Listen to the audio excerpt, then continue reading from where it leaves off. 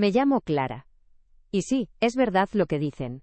El dolor más profundo no viene de los extraños, sino de la propia sangre. Esa noche, el frío de la calle se me metió hasta los huesos, pero era nada comparado con el que sentía en el alma. Aún resuenan en mis oídos las palabras de mi hijo Miguel, las mismas que me taladraron el corazón hace apenas unas semanas, en la cocina de la casa que yo crié, que yo construí, donde les di tantos desayunos y cenas. Él y su esposa Carla me arrinconaron, como si fuera una pieza de mobiliario viejo que ya no servía. «Vieja inútil», me gritó Miguel con una rabia que no le conocía. «No aportas nada, solo generas gastos, ya no sirves para nada». Y Carla, su nuera, solo asintió con una frialdad que me heló la sangre. Mi reacción inicial fue una mezcla de incredulidad y un dolor tan profundo que me paralizó. No entendía cómo el hijo al que le di todo, por el que sacrifiqué mis sueños de ser maestra, por el que vendí las joyas de mi madre para pagar su operación cuando era niño, podía mirarme con tanto desprecio. Me acusaban de ser una carga, un estorbo, solo porque había renunciado a mi humilde trabajo de costurera a domicilio. Esa decisión, agotada por la edad y los achaques, fue la excusa perfecta para ellos. «Ya no sirves para nada», repitió Carla, mientras metía mis pocas pertenencias en una maleta rota, como si fueran basura. Pero lo que ellos no sabían, lo que su avaricia y su egoísmo les impedían ver, es que esa renuncia era solo el primer paso de un plan que me devolvería la dignidad, mi independencia, y los dejaría con la boca abierta. Un plan que ya estaba en marcha en silencio. ¿Qué habrían hecho ustedes en mi lugar? ¿Cómo reaccionarían si la persona que criaron, a la que le dieron su vida, les diera la espalda de esa manera tan cruel? Yo me lo pregunté 1000 veces esa noche, mientras el portazo de mi propia casa resonaba en el vacío de mi pecho. Acompáñenme hasta el final y cuéntenme. ¿Qué habrían hecho en mi lugar? Díganme también desde qué ciudad me escuchan. Necesito saber que no estoy sola. Quiero sentir su compañía en este camino. Si quieren oír más historias como esta, historias de justicia y resiliencia, historias que demuestran que la edad no es un límite para luchar por lo que es justo, suscríbanse al canal. Su apoyo significa el mundo para una abuela como yo. Con la maleta rota en una mano y un pequeño bolso de tela en la otra, me vi en la calle, bajo la luz tenue de una farola que parpadeaba. Sentía el peso de sus palabras, esas que me calificaban de estorbo, como una losa sobre mi espalda encorvada. Recuerdo haber levantado la vista y ver, por la ventana del salón, las caritas tristes de mis nietos, Sofía y Leo, asomándose. Sus ojos, llenos de confusión y miedo, eran el único atisbo de humanidad que quedaba en esa casa, ahora extraña y hostil. Me partió el alma dejarlos, pero no había elección. La puerta se había cerrado de golpe, resonando como un eco de todos mis sacrificios, de toda mi vida entregada a una familia que ahora me desechaba sin piedad. El aire helado me quemaba los pulmones, pero la llama de la dignidad, esa que creían apagada, comenzaba a arder con más fuerza. En ese instante, mientras me alejaba por la acera de la calle San Juan, bajo el silencio sepulcral de la noche, lo único que tenía claro era que Miguel y Carla acababan de cometer el error más grande de sus vidas, sin saber que entre las pocas cosas que saqué de esa casa, llevaba algo que valía más que todo lo que ellos creían poseer y que cambiaría para siempre el rumbo de nuestra historia. Recuerdo cuando era una muchachita, con mis cuadernos llenos de sueños. Quería ser maestra, ver el mundo a través de los libros. Pero la vida me llevó por otro camino, uno más humilde pero no menos lleno de amor. Conocí a mi José, un hombre de manos callosas y corazón de oro, que me prometió un hogar, aunque fuera pequeño. Juntos, con el sudor de nuestra frente y cada peseta guardada, compramos esa casita en el barrio de San Isidro. No era grande, pero era nuestra, construida con la esperanza de un futuro mejor para los hijos que soñábamos. Cada ladrillo de esas paredes guarda la memoria de un sacrificio, de horas extra de José en la fábrica y de mis manos cosiendo hasta la madrugada para llegar a fin de mes. Pensábamos que era el nido perfecto, donde la seguridad y el amor nunca faltarían. Y llegó Miguel, mi primogénito, mi alegría más grande. Era un niño inquieto, de ojos vivaces, y yo le entregué cada fibra de mi ser. Le enseñé a respetar, a trabajar, a valorar lo poco que teníamos. Recuerdo cómo me sentaba con él en la cocina, esa misma cocina, y le contaba historias mientras amasaba el pan. Pero la vida, como saben, no siempre es dulce. Un día, Miguel enfermó de gravedad, una operación urgente que no podíamos pagar. Sin dudarlo, busqué las joyas de mi madre, unas piezas antiguas que guardaba con tanto cariño, y las vendí. No me arrepiento ni un segundo. Ver a mi hijo recuperarse, Ver su sonrisa de nuevo valía más que cualquier oro o brillante. Ese fue el primer gran desprendimiento, una parte de mí que di por su bienestar. Los años pasaron, y la casa se llenó de risas, y después, de un silencio que aún me pesa. José se fue demasiado pronto, dejándome con el corazón roto y la responsabilidad de nuestro hijo. Miguel ya era un hombre hecho y derecho, con su propia familia. Fue entonces cuando me dijo, con la mano en el pecho, que nunca me faltaría nada, que esa casa, nuestra casa, siempre sería mi hogar. Yo, confiada en su palabra y en el amor de madre, le cedí la escritura, para que él y Carla pudieran construir su futuro sin preocupaciones. Es para ustedes, hijo, para que tengan su propio espacio, les dije, sin esperar nada a cambio. Durante años me dediqué a mis nietos, Sofía y Leo. Sus risas eran mi motor, sus abrazos mi recompensa. Los cuidaba sin pedir un euro, para que ellos pudieran trabajar y progresar como decían. Pero la promesa, con el tiempo se fue desdibujando. Me sentía una carga, aunque nadie lo dijera en voz alta. Para no molestar, para no ser un estorbo, busqué un pequeño trabajo de costurera a domicilio. Mi vieja máquina de coser, esa Singer que me acompañó toda la vida, volvió a sonar en el rincón del salón. Cosemos dobladillos, arreglaba vestidos, siempre con la espalda encorvada y los ojos cansados. El hilo se enredaba en mis dedos, las agujas se escapaban, pero yo seguía. Cada puntada era un intento de demostrarles que aún servía, que podía valerme por mí misma. El olor a tela nueva y el zumbido constante de la máquina eran mi compañía. Pero la edad no perdona, y el cansancio se acumuló. Mis ojos ya no veían igual, mis manos temblaban. La decisión de dejarlo, de renunciar, fue dolorosa, pero necesaria. Mi cuerpo ya no respondía. Cada mañana, antes de que el sol asomara por la ventana de la cocina, me levantaba para preparar el desayuno. Era un ritual. El olor a café recién hecho, el pan tostadito. Para Miguel, para Carla, y luego para mis pequeños, Sofía y Leo. Tenía un plato especial, de porcelana blanca con un borde dorado, que usaba solo para Miguel cuando era niño, para sus tostadas con mermelada. Luego lo usé para mis nietos. Era un plato sencillo, pero para mí representaba el amor, el cuidado, la nutrición que les di. Ahora, ese mismo plato, lo veía roto en el fregadero, tirado de cualquier manera después de que ellos comían, sin que nadie se molestara en lavarlo o guardarlo con el mismo cariño. Era como si cada fragmento de ese plato se correspondiera con un pedazo de mi corazón, ignorado y pisoteado. Toda mi vida había sido así, entregada. Dejé mis libros, mis pinceles, mis pequeños sueños, por ser la madre, la esposa, la abuela. Mi voz se hizo un eco en las paredes de esa casa, un eco que ya nadie escuchaba. Las llaves de la puerta principal, que antes colgaban orgullosas de mi llavero, ahora estaban en un cajón, casi olvidadas, como si ya no fueran mías.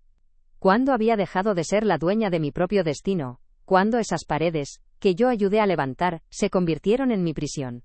Recordaba las fotos antiguas, las que guardaba en una caja de zapatos. Mi José, yo joven, Miguel pequeño, sonriendo sin preocupaciones. Eran la prueba de una vida de amor y sacrificio, pero también de promesas rotas, de un legado convertido en una carga. Yo, la que siempre había cuidado de todos, me encontraba ahora desamparada. Pero incluso en la oscuridad más profunda, a veces la vida te lanza una pequeña luz. Pocas semanas antes de que me echaran, en uno de mis ratos de soledad, revolviendo mis viejos libros de recetas de mi madre, que olían a vainilla y a recuerdos, encontré algo que había olvidado. Un pequeño papel doblado, casi insignificante, escondido entre las páginas amarillentas de un libro de postres. Era el boleto de lotería que había comprado casi por impulso, un día que pasé por la administración de la calle Mayor. No le di importancia, lo guardé ahí sin más. ¿Quién iba a pensar que ese trozo de papel, tan frágil y olvidado, sería la llave para mi libertad, el arma silenciosa que me devolvería todo lo que me habían arrebatado? Ellos me veían como una vieja inútil, pero no sabían que, en mis manos temblorosas, guardaba el secreto de mi propia revolución. Me llamo Clara. Después de cederles la escritura, con el corazón lleno de generosidad, pensé que les estaba dando un regalo, la base sólida para su futuro.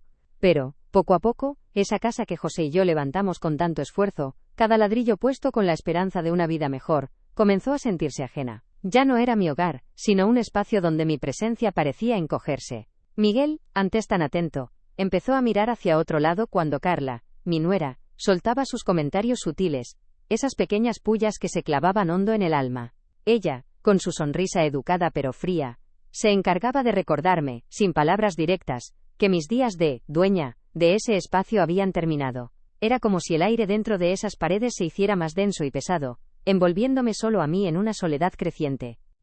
Recuerdo una tarde, el sol entraba por el ventanal del salón, justo en mi sillón favorito, ese de orejas altas donde solía leer mis novelas. Lo encontré cubierto con una pila de ropa sin doblar, como si fuera un perchero. Cuando fui a sentarme, Carla dijo, con una voz que no admitía réplica: «Abuela, ¿no podrías sentarte en el taburete de la cocina? Necesito ese sillón para la ropa limpia». No era la ropa, no era el sillón. Era el mensaje, era como si cada rincón de la casa, cada silla, cada mesa, tuviera ahora un dueño que no era yo. Mis movimientos se volvieron cautelosos, mis pasos lentos, para no interrumpir, para no molestar. Me sentía como una visita incómoda, una sombra que se arrastraba por lo que antes fue su propio refugio. Las llaves de la casa, esas que por décadas colgaron en el mismo gancho al lado de la puerta, un día no estaban. Las busqué por todas partes, con la angustia de quien pierde un trozo de sí mismo. Cuando pregunté, Miguel, sin mirarme a los ojos, me dijo que las había guardado en un cajón del recibidor, para que no se perdieran. Pero yo sabía, en el fondo de mi corazón, que era para que no las usara. Mis pocas cosas personales, mis medicinas, mi costurero, aparecían en lugares diferentes, como si alguien hubiera hurgado en ellas. Era una violación silenciosa, una forma de decirme que ni siquiera mis pertenencias más íntimas estaban a salvo de su control. Me sentía despojada, no solo de mi espacio sino de mi privacidad. Intentaba hablarles, contarles mi día, preguntarles por los nietos, pero mis palabras parecían caer en un pozo sin fondo. Miguel siempre estaba ocupado, con el móvil, y Carla, con una excusa u otra, se marchaba de la habitación. Si les dejaba una nota en la nevera, de esas que antes respondían con un «gracias mamá», ahora simplemente desaparecía sin mención alguna. Era como si mi voz se hubiera vuelto inaudible, mi presencia, invisible. La soledad se hacía más grande cada día, envolviéndome en un silencio que dolía más que cualquier grito. Me preguntaba si realmente me veían, si sabían que seguía allí, respirando en la misma casa, o si ya era un mueble más, sin voz ni voto. El control sobre mis pequeños gastos se hizo asfixiante. Si compraba una barrita de pan especial en la panadería de la esquina, de esas que tanto me gustaban, o una revista para pasar el rato, ya estaba Carla preguntando con tono inquisitivo: «Abuela, ¿es que no sabes que el dinero no cae del cielo? Cada céntimo cuenta». Me hacían sentir culpable por cada pequeña necesidad, por cada mínimo capricho. Mi pensión, que era modesta, la gestionaban ellos para ayudarme a administrarla mejor, decían. Pero yo sabía que era para controlarme, para que no pudiera tener ni una peseta sin su aprobación. Me sentía una niña, incapaz de decidir sobre lo poco que me quedaba, una carga que solo generaba gastos. Carla era la mente detrás de todo, la que susurraba al oído de Miguel. Su influencia era como una niebla fría que lo envolvía, haciéndole olvidar los años de sacrificio que yo había hecho por él. En la mesa durante la cena hablaban de sus planes, de sus viajes, de sus amigos, como si yo no estuviera allí. La conversación fluía, las risas sonaban, pero cuando intentaba unirme, un silencio incómodo caía sobre ellos. Era una estrategia cruel, una forma de anularme, de hacerme sentir que no pertenecía, que era un estorbo. Mi existencia se reducía a un susurro, a un eco que nadie se molestaba en escuchar. Me convertí en un fantasma en mi propia casa, una sombra sin nombre ni voz. En esos momentos de profunda soledad, cuando el peso de la invisibilidad me aplastaba, me preguntaba si había alguien más en el mundo que sintiera lo mismo, que hubiera pasado por algo similar. ¿Cómo se vive con un corazón roto por la propia sangre? ¿Cómo se sigue adelante cuando el lugar que fue tu refugio se convierte en tu cárcel? Por eso, hoy les pido, ¿desde dónde me escuchan ustedes? Cuéntenme en los comentarios, necesito saber que no estoy sola en esto, que hay más voces que entienden este dolor. Saber que no estoy sola me da fuerzas para seguir, para contarlo todo hasta el final. La gota que colmó el vaso llegó una mañana. Había dejado una nota en la mesa de la cocina, pidiendo si podíamos hablar sobre el dinero para mis medicinas, que se estaban acabando. Al día siguiente, la nota estaba arrugada en el cubo de la basura, y en su lugar, encontré un sobre cerrado con solo la mitad del dinero que necesitaba. No había palabras, solo el sobre. Pero lo que me heló la sangre fue darme cuenta de que el cajón donde guardaba mi libreta de ahorros, ese que siempre dejaba abierto, ahora estaba cerrado con llave. Intenté abrirlo, y no pude. El sonido de esa cerradura, un clic seco, fue el anuncio de que el control ya no era sutil. Era absoluto. Y yo, Clara, estaba a punto de ser borrada de la ecuación, sin que ellos supieran que ese clic También había activado mi propio plan silencioso. Esa mañana, el aire en la cocina estaba más denso que de costumbre, cargado de una tensión que casi podía cortar con un cuchillo. Había dejado la nota sobre las medicinas en la encimera, justo al lado de donde antes guardaba mi libreta de ahorros, esa que ahora estaba bajo llave en un cajón. Miguel y Carla me esperaban, con los rostros endurecidos, casi irreconocibles. «Abuela», comenzó Miguel, con una voz que no era la suya, una voz ajena, dura. «Hemos tomado una decisión. Ya no puedes vivir aquí con nosotros. Es insostenible». La frase me golpeó el pecho como un mazazo, dejándome sin aliento.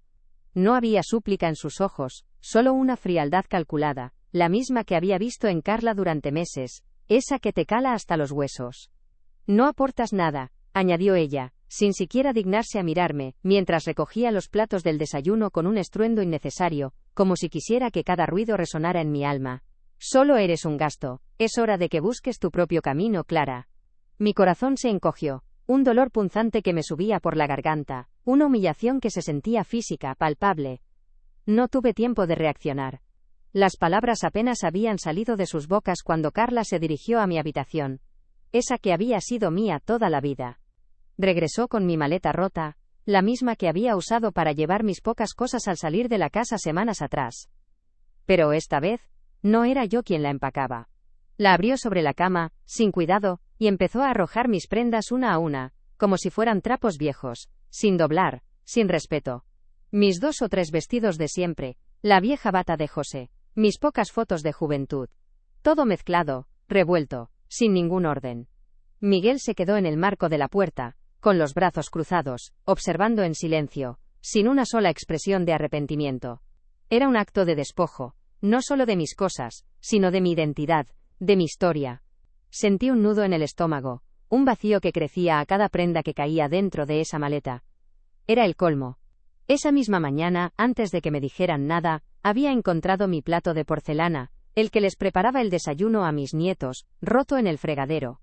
No estaba quebrado por accidente, estaba partido en 2 mitades limpias, como si alguien lo hubiera quebrado a propósito, con saña. El mismo plato que usé para Miguel cuando era niño, para sus tostadas con mermelada, el que representaba tanto amor y cuidado. Ahora, yacía inútil, un símbolo de la fractura irreparable en nuestra familia. Esa imagen, junto con sus palabras crueles y la forma en que mis pertenencias eran arrojadas, me confirmó que no había vuelta atrás. Ya no era una madre, una abuela, era un objeto desechable, una carga que estaban listos para eliminar de sus vidas sin el menor atisbo de compasión.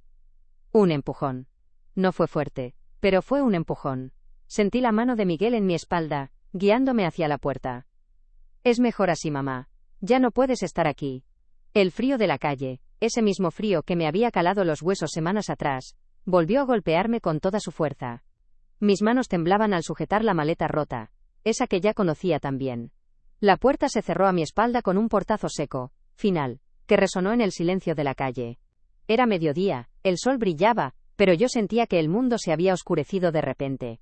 Me vi en la acera de la calle San Juan, la misma calle por la que caminé miles de veces, pero ahora era diferente. Me sentía ajena, extraña, como si la ciudad entera me hubiera dado la espalda junto con mi propia familia. El aire me raspaba la garganta, pero no era por el frío sino por el dolor que me ahogaba. Levanté la vista, casi por inercia, hacia la ventana del salón. Y ahí estaban. Las caritas de mis nietos, Sofía y Leo, asomándose tímidamente, con los ojos grandes y asustados, llenos de confusión. Sofía, con su cabello rubio, y Leo, con su osito de peluche apretado contra el pecho. Sus pequeñas manos se aferraban al cristal, y pude ver cómo la tristeza se dibujaba en sus expresiones. Eran la única luz, la única razón por la que había soportado tanto. Dejarlos allí, sabiendo que se quedaban con la crueldad de sus padres, me partió el alma en 1000 pedazos. No pude evitar que una lágrima solitaria se deslizara por mi mejilla, fría como el hielo. Era una despedida silenciosa, una promesa no dicha de que, de alguna manera volvería a ellos, lejos de esa toxicidad que ahora los envolvía. El viento frío me azotaba el rostro, recordándome mi vulnerabilidad. ¿A dónde ir? ¿Quién me recibiría? Mi mente, a pesar del shock, empezó a buscar soluciones. No tenía mucho dinero, apenas unos pocos billetes en el bolsillo. La calle no era una opción, la dignidad que me quedaba no me lo permitía. Mis piernas, cansadas y temblorosas, apenas podían sostenerme. Entonces, como un faro en medio de la tormenta, apareció un nombre en mi mente: Doña Rosa. Mi amiga de toda la vida, mi vecina, la que siempre me había tendido una mano. Sabía que ella no me juzgaría, que me ofrecería un plato de comida caliente y un oído atento. Su casa, aunque modesta, era un refugio seguro, un lugar donde el amor y la amistad aún existían, a diferencia de la casa que acababa de dejar. Era mi única esperanza en ese momento de desesperación. Recordé las últimas palabras de Miguel, dichas casi como un eco, antes de que la puerta se cerrara. Y no vuelvas, no sirves para nada. No había una nota escrita, no. Sus palabras eran la nota más cruel, grabada a fuego en mi memoria. Pero sí había un último desaire. Al irme, en el suelo de la entrada, vi algo que me hizo apretar los puños. Era el pequeño reloj de bolsillo de mi José, el que siempre llevaba consigo, el que me había prometido que era para Miguel. Estaba tirado, con el cristal roto, como si lo hubieran pisoteado. Era su forma de decirme que todo lo que yo valoraba, todo mi legado, no valía nada para ellos.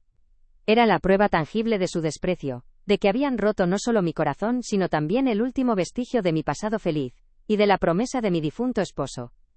Pero en ese instante, en medio de la humillación y el dolor, mientras el reloj de José yacía destrozado en el suelo, algo dentro de mí se encendió.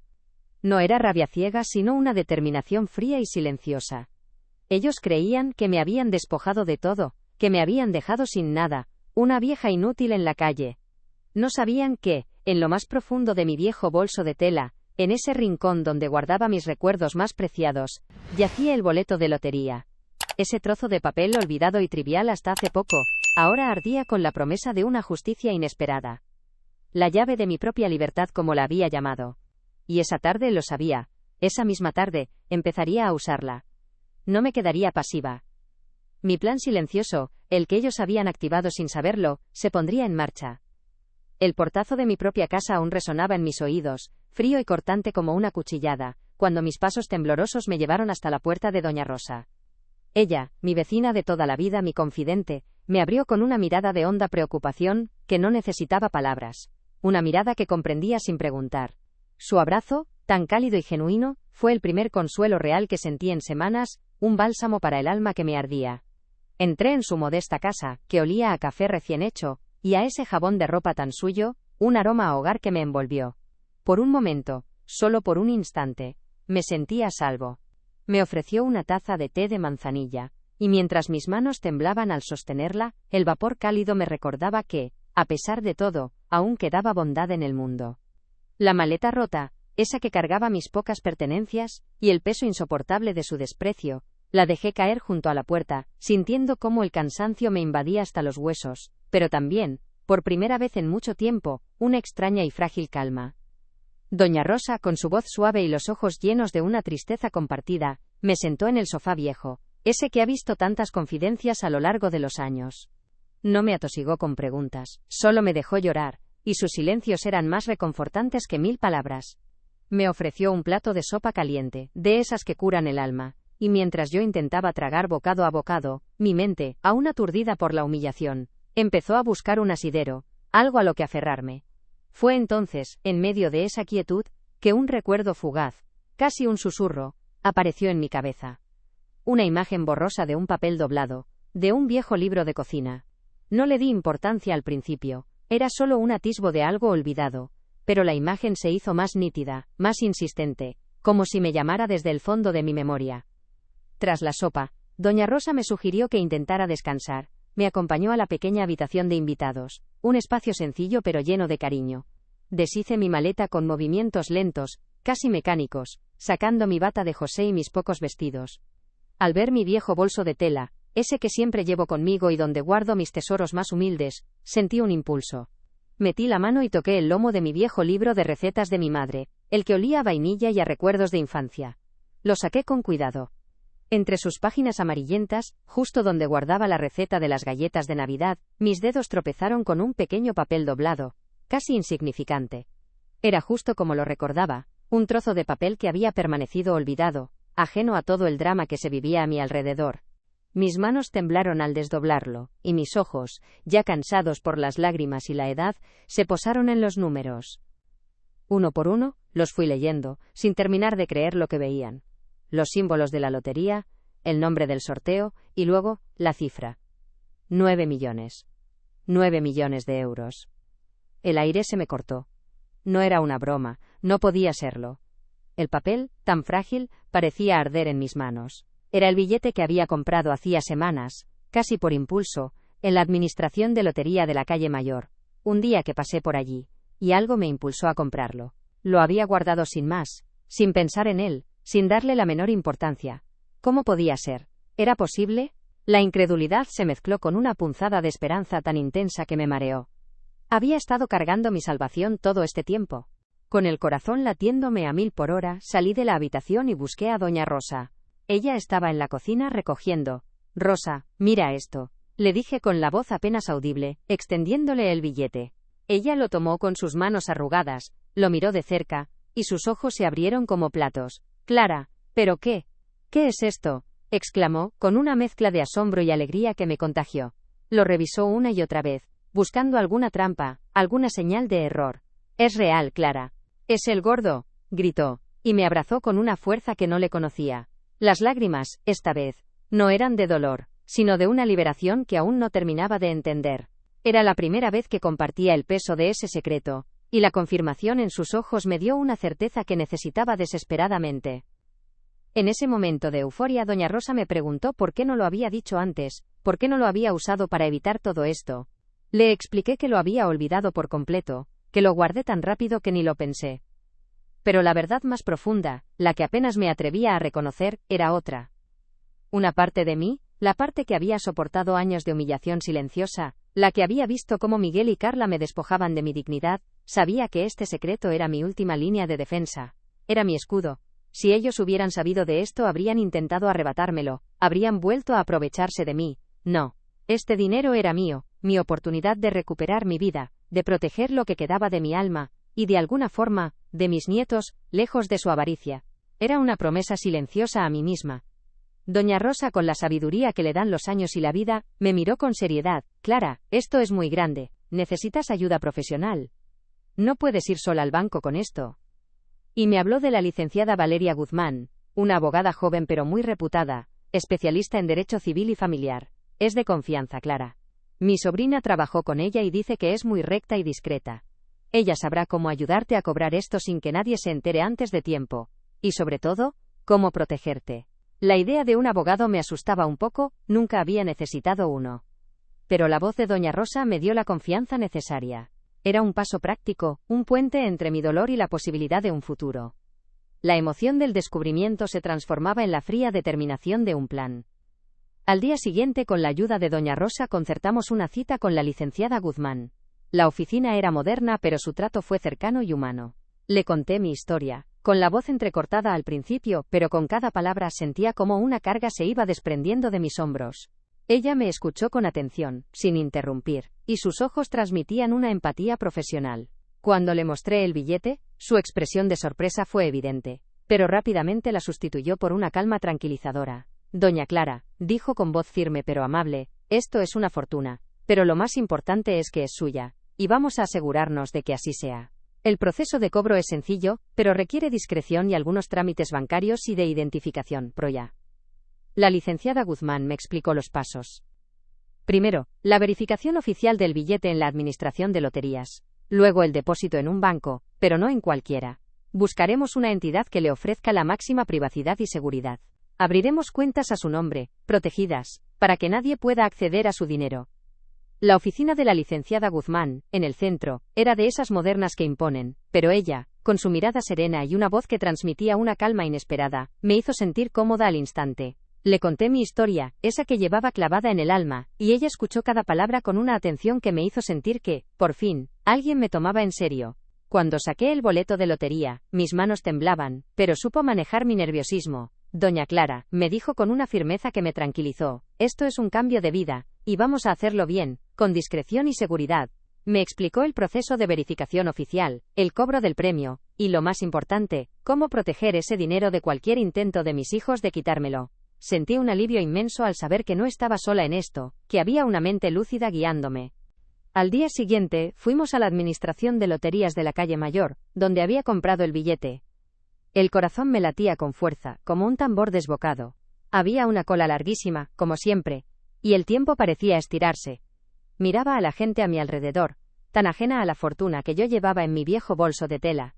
Cuando llegó nuestro turno, la empleada, con un gesto rutinario, escaneó el billete. Sus ojos se abrieron de par en par. «¡Es el gordo! ¡Enhorabuena, señora!», exclamó, y por un instante, sentí que todos los ojos se posaban en mí. La licenciada Guzmán intervino rápidamente, pidiendo discreción. Fue un momento de pura adrenalina, de incredulidad mezclada con la certeza de que mi vida estaba a punto de cambiar para siempre. Esa señora, con su sonrisa sincera, no sabía que estaba certificando mi libertad. Con la autenticidad del billete confirmada, el siguiente paso fue el banco. La licenciada Guzmán me explicó que no podíamos ir a cualquier entidad, necesitábamos una que ofreciera la máxima discreción y seguridad para una suma tan grande. Elegimos un banco en una zona más tranquila, lejos de mi barrio de siempre. Allí, con la abogada a mi lado, abrí varias cuentas a mi nombre, protegidas con todas las medidas de seguridad posibles. Era un proceso lento, lleno de papeles y firmas, pero cada documento que sellábamos era un paso hacia mi independencia. Recuerdo el sonido de la impresora, el olor a papel nuevo, y la sensación de que, por primera vez en años, el dinero era realmente mío, bajo mi control, y nadie más podría tocarlo sin mi consentimiento. Era la base de mi nueva fortaleza. Una de las primeras cosas que hicimos fue bloquear todas las tarjetas y cuentas antiguas a las que Miguel o Carla pudieran tener acceso. La licenciada me advirtió que era crucial cortar cualquier vínculo financiero que ellos pudieran explotar. Fue una decisión dura, porque implicaba romper el último lazo con la ayuda que supuestamente me daban. Esa misma tarde mi viejo teléfono, ese que rara vez sonaba, vibró con insistencia. Era Miguel. No contesté. Luego llegó un mensaje, preguntando por qué su tarjeta de la compra no funcionaba en la farmacia. Sentí una punzada de algo que no era culpa, sino una extraña satisfacción. Era la primera señal de que mi plan silencioso empezaba a tener efecto, una pequeña grieta en su control que ellos no entendían. Mi silencio fue mi primera respuesta.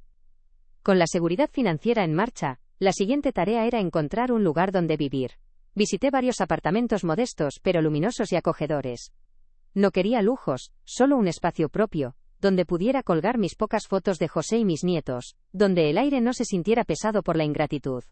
Recuerdo uno en particular, con un pequeño balcón donde el sol entraba por las mañanas. Me imaginaba allí, con mi taza de café, sin el miedo constante a ser juzgada o expulsada. Era el inicio de un nuevo capítulo, uno donde yo dictaría las reglas. ¿Verdad que la paciencia es una virtud? Y la justicia, una obra de arte. Si queréis ver cómo esta historia da un giro que nadie espera, quedaos hasta el final, os prometo que no os arrepentiréis. La licenciada Guzmán me aconsejó que, para evitar problemas futuros, enviáramos una notificación formal a Miguel y Carla. No era una declaración de guerra, sino una comunicación legal sobre mi cambio de residencia y la gestión de mis asuntos personales. Una carta sencilla, sin menciones al dinero, solo para establecer mi independencia y dejar claro que ya no estaba bajo su tutela. Firmé el documento con una mano que ya no temblaba. Sentía una fuerza renovada. Era un paso estratégico, una forma de decirles, sin gritos ni reproches, que yo, Clara, la vieja inútil, había recuperado las riendas de mi vida. La abogada me aseguró que esta carta los dejaría desconcertados, pero sin pruebas para atacarme. Era una jugada maestra, silenciosa y efectiva. La carta llegó a casa de Miguel y Carla unos días después. Me lo imaginaba. La confusión en sus rostros, la indignación al ver un documento legal. Mi teléfono, que había silenciado, no paraba de vibrar con sus llamadas y mensajes. Preguntaban por qué había enviado esa cosa, por qué no contestaba. Miguel dejó un mensaje de voz, con un tono que mezclaba enfado y una pizca de preocupación fingida. Mamá, ¿qué es esto? Llámanos, estamos preocupados. ¿Dónde estás? Carla envió mensajes más directos, casi acusatorios. ¿Qué estás tramando, abuela? No te escondas, ¿eh? Pero yo seguía firme en mi silencio. Cada llamada perdida, cada mensaje sin respuesta, era un pequeño triunfo. Ellos estaban acostumbrados a mi sumisión, a mi disponibilidad, y ahora, mi ausencia los desarmaba. Era el principio de su desasosiego. Mientras ellos se desesperaban intentando contactarme, yo me sentía extrañamente en paz. Pasaba las tardes en casa de Doña Rosa, charlando, tejiendo, disfrutando de la tranquilidad que tanto me había faltado. A veces, miraba mi teléfono, viendo la ristra de llamadas perdidas, y una sonrisa amarga se dibujaba en mis labios. Ellos, que me habían expulsado sin piedad, Ahora sentían mi ausencia. Era una lección silenciosa, una que no necesitaba palabras. No sentía venganza, solo una profunda serenidad. La serenidad de saber que había recuperado mi valor, mi dignidad, y que estaba construyendo un futuro propio, sin depender de la avaricia de nadie. El aire de la calle ya no me calaba los huesos, era el aire de la libertad, y sabía que lo respiraba por primera vez en mucho tiempo. La licenciada Guzmán siguió trabajando en el fondo, preparando los siguientes pasos. Hablamos de cómo estructurar mis nuevas finanzas para asegurar mi futuro, y llegado el momento, el de mis nietos, lejos de la influencia de sus padres. Se trataba de blindar mi patrimonio, de asegurarme de que nadie pudiera volver a aprovecharse de mí. También comenzamos a revisar la situación legal de la casa, esa que yo les había cedido, para entender mis derechos, aunque mi intención no era recuperarla, sino establecer un precedente. Cada documento que firmaba a cada reunión me reafirmaba en mi decisión. Era un proceso metódico, silencioso, pero imparable. Estaba tejiendo mi propia red de seguridad, puntada a puntada, igual que hacía con mis costuras, pero esta vez, para mí. La confusión de Miguel y Carla se transformaba poco a poco en una mezcla de frustración y un miedo incipiente. Los mensajes se volvieron más insistentes, menos agresivos, casi suplicantes. Mamá, por favor, llama. Necesitamos hablar, y sí que. Pero el silencio era mi escudo. Una tarde, mientras tomaba un té en casa de doña Rosa, vi una llamada de Miguel en la pantalla de mi teléfono. No contesté. Unos segundos después, llegó un mensaje de voz. Mamá, nos ha llegado una carta del banco. ¿Qué significa esto? Estoy muy confundido. La voz de Miguel, que antes era tan dura, sonaba ahora quebrada, desconcertada. La semilla de la duda y la incertidumbre había germinado. ¿Y yo? Clara, sonreí en silencio. La primera ficha de mi plan había caído. Y ellos no sabían lo que se les venía encima. Mi nuevo apartamento era pequeño, sí, pero la luz que entraba por la ventana cada mañana era solo mía. No había ruidos de reproches, ni miradas frías que me encogieran el alma. Podía moverme libremente. Poner mis pocas fotos de José y de mis nietos donde quisiera, sin miedo a que alguien las cambiara de sitio o las tirara. Era un alivio que me llenaba el alma, un bálsamo después de tantos años sintiendo que era un estorbo en mi propia casa. El aire aquí era diferente, no pesado sino ligero, como si cada bocanada me devolviera un pedazo de lo que me habían arrebatado. Este era mi hogar de verdad, un refugio donde la dignidad no se negociaba, un lugar donde yo era la única dueña de mi paz. Una tarde, la licenciada Guzmán me sugirió que fuera al parque cercano a mi nuevo piso. Había quedado con Sofía y Leo, mis nietos. Se escaparon un ratito, sin que sus padres lo supieran, para verme. Ver sus caritas de alegría al abrazarme, sus risas mientras jugábamos en el columpio fue el mejor premio de todos. Sofía me contó que me echaban de menos, que la casa estaba muy silenciosa sin mí. Leo me enseñó un dibujo que había hecho para mí, un sol grande y una abuela sonriendo. Esos momentos eran mi verdadera fortuna, la que nadie podía robarme. Pero no pasaron desapercibidos. Una vecina, de esas que lo ven todo en el barrio, nos saludó con una sonrisa, y yo supe que las noticias, tarde o temprano, llegarían a oídos de Miguel y Carla. El teléfono de doña Rosa, mi amiga, empezó a sonar más de lo normal con llamadas de Miguel. Al principio, eran preguntas veladas sobre mi paradero, luego, acusaciones apenas disimuladas. Mamá, ¿es verdad que estás en un piso nuevo? ¿Cómo? ¿De dónde sacas el dinero para eso?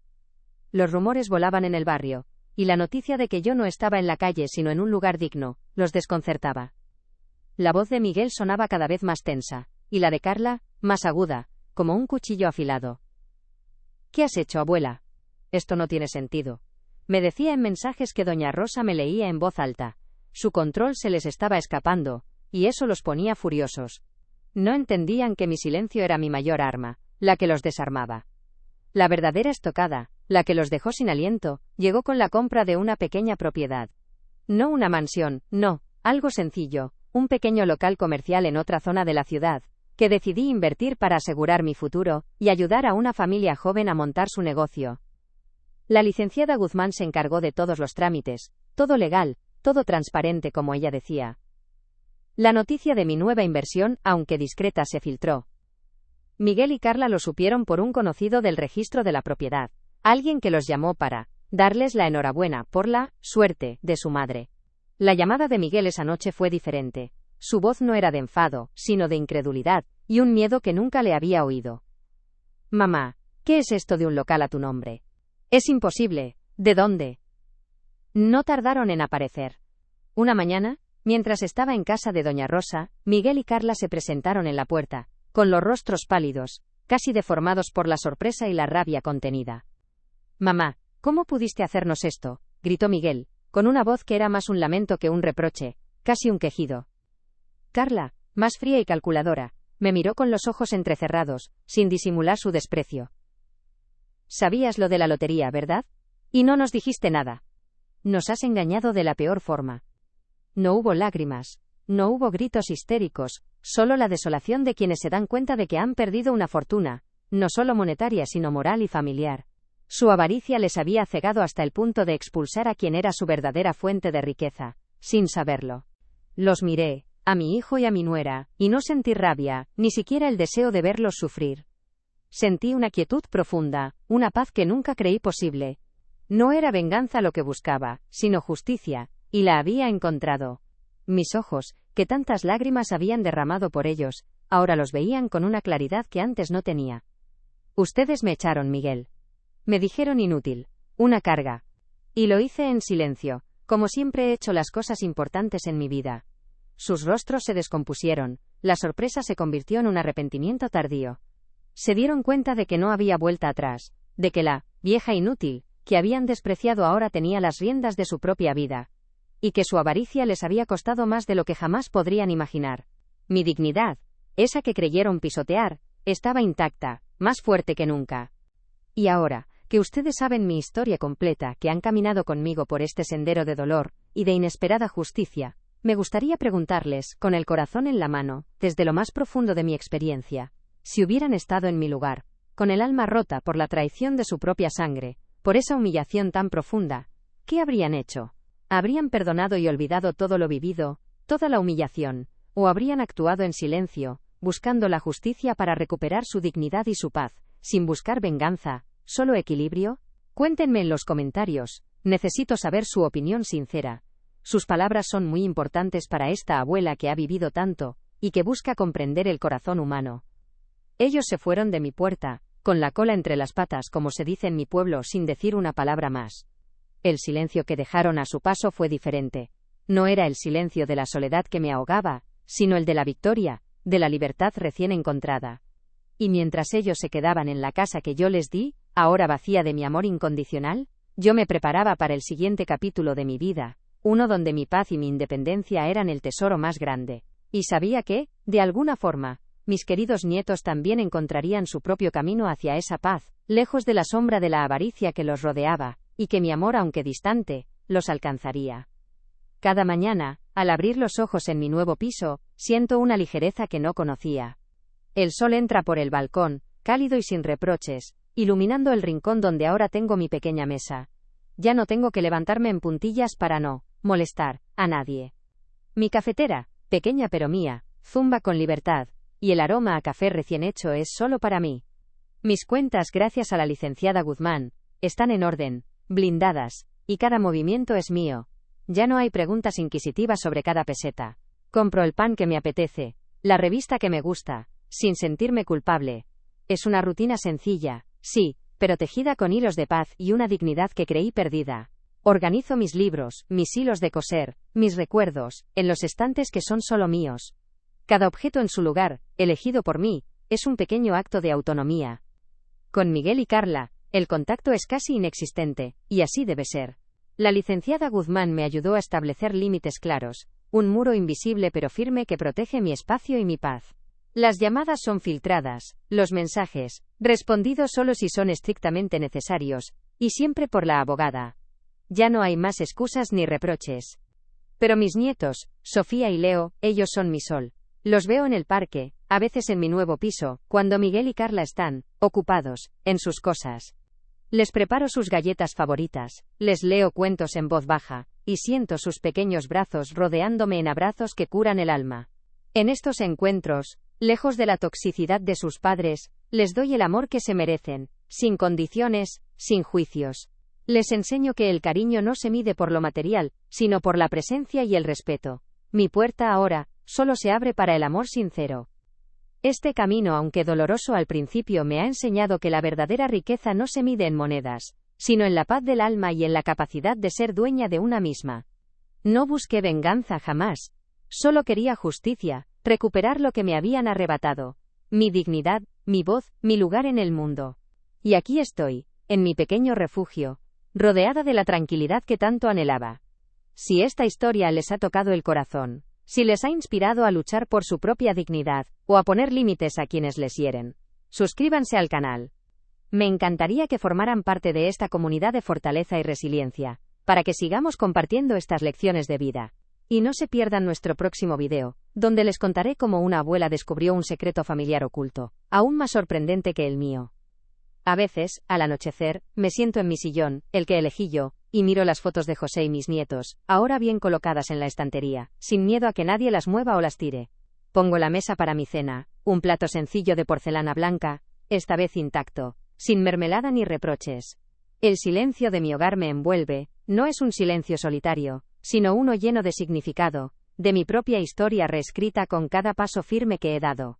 Y cuando cierro la puerta por dentro, con la llave en mi mano, ya no siento el frío de la calle sino el calor de mi propio valor. Mi vida finalmente era mía, tejida con los hilos de una dignidad inquebrantable.